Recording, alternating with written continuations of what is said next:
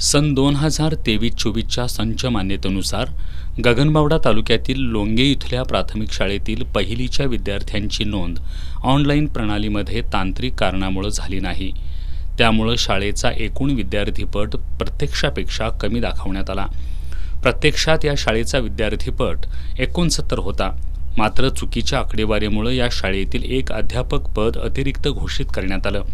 सन 2024-25 आणि चालू शैक्षणिक वर्षातही विद्यार्थी संख्या अधिक असताना प्रशासनानं शिक्षक पद कमी केलं। त्यामुळे ग्रामस्थांमध्ये संताप व्यक्त करण्यात आला। याबाबत जिल्हा परिषद, पुणे आयुक्त कार्यालय, शिक्षण अधिकाऱ्यांना निवेदन दिलं, मात्र कोणतीच कार्यवाही झाली नसल्यानं ग्रामस्थ आक्रमक झाले। शनिवारी परीक्षेचा पहिला पेपर होता। सकाळी संतप्त ग्रामस्थांनी वर्गखोल्या तसंच कार्यालयाला टाळं ठोकलं।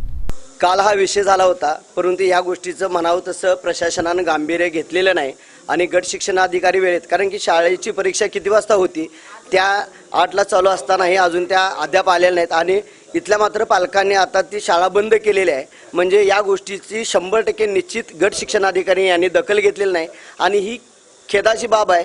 इथं प्रशासनातली लोक अजून पण आलेली नव्हती त्यावेळेला, त्यामुळे इथल्या पालकांनी परीक्षा घेतलेली नाही।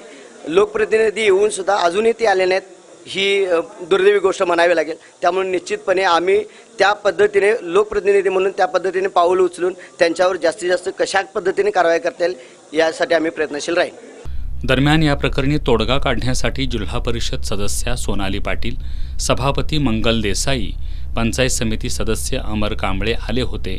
मात्र गटशिक्षणाधिकारी वसुंधरा कदम या 11 वाजता आल्या। यावेळी कदम यांनी प्रशासकीय पातळीवर पटसंख्येनुसार कायमस्वरूपी शिक्षक देण्याचं आश्वासन दिलं।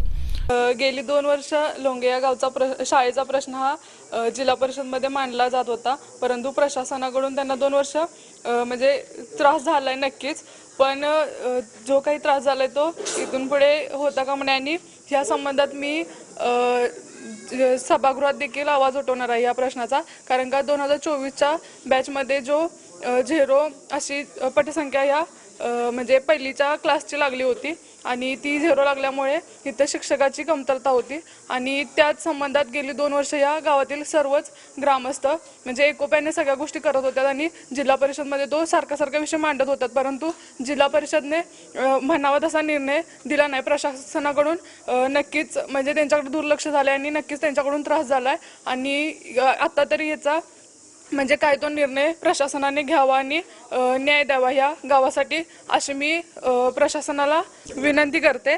या आश्वासनानंतर आंदोलनकर्त्यांनी आपलं आंदोलन स्थगित केलं।